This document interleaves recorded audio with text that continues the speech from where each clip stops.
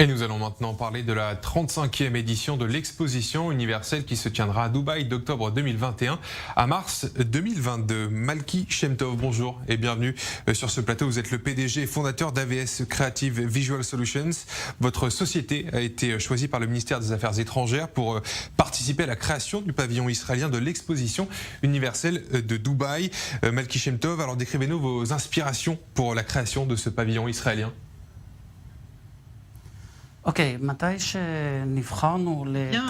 quand on a été choisi pour planifier ce pavillon israélien, le thème central de l'expo, c'est créer un meilleur avenir et relier les esprits pour créer un avenir meilleur. Et c'est donc quelque chose qui a été un défi en tant que tel, et c'est certainement le cas pour la première fois où Israël est là dans un pays arabe avec d'autres pays arabes, une scène incroyable et très importante.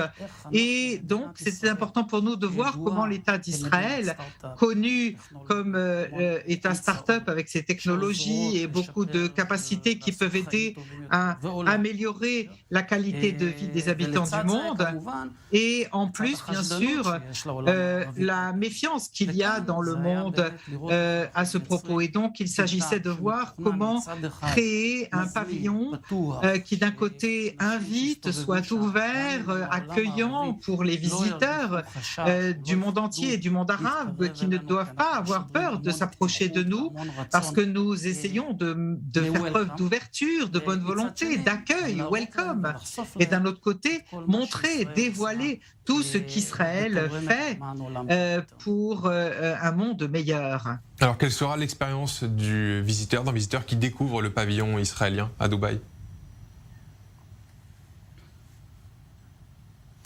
Le pavillon est construit d'énormes portails. En fait, le visiteur arrive sur une sorte de dune qui symbolise, comme Israël est né de rien, et bien c'est de là, dans le désert, qu'on a fait fleurir. Et donc ces portes énormes sont une invitation à la fois de visiter ce que nous avons à proposer, d'un autre côté, tous ceux qui sont à l'intérieur pourront voir l'innovation israélienne, l'histoire israélienne. Il y a des films, des contenus qui sont présentés à 360 degrés, en immersion, et nous montrons par exemple les questions de traitement de l'eau, de l'énergie, etc., etc. Et sur cette espèce de dune, il y a en fait des lunettes ou des jumelles qui vous permettent de regarder Israël. Et vous pourrez voir avec ces jumelles Jérusalem, Tel Aviv, Eilat, etc. Et il y a aussi des points interactifs de jeu qui permettent au public de découvrir ces mondes par le jeu. Et bien sûr, nous avons aussi tout ce qui se passe dans une autre salle en dessous, encore une fois à 360 degrés, et qui nous montre un monde encore plus large et grand. Au milieu de plus de 130 pays présents à cette exposition, la difficulté, c'est également de réussir à se démarquer. Comment vous y êtes parvenu ?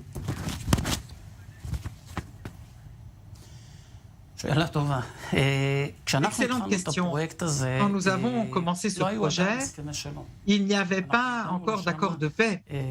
Nous sommes arrivés à Dubaï alors qu'on était encore pas top secret, mais enfin on faisait profil bas encore. Et Israël a été invité à l'expo pour présenter son pavillon avant les accords d'Abraham. Et donc tout notre travail pendant cette première année et demie, avant les accords de paix, a été en fait une organisation très intéressante. C'est-à-dire que d'abord on était les bienvenus, mais d'un autre côté il y avait une certaine méfiance.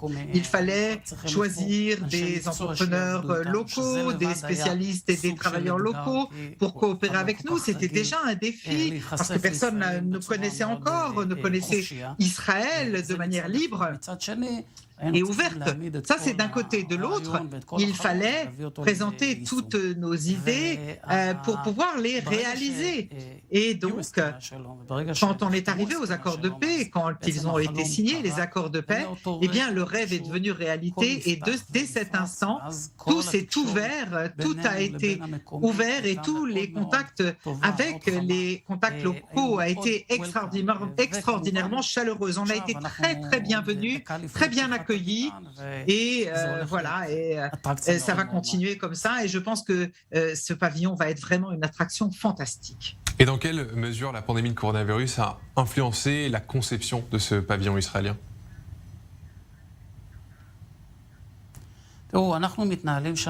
Écoutez, nous nous comportons là-bas pendant toute la période du coronavirus avec tous les moyens de prudence, tant demandés par les locaux, toujours avec les masques et tous les moyens de distanciation, etc. C'est le cas encore aujourd'hui d'ailleurs et je crains que c'est ce qui va se passer en tout cas prochainement et au début de l'expo.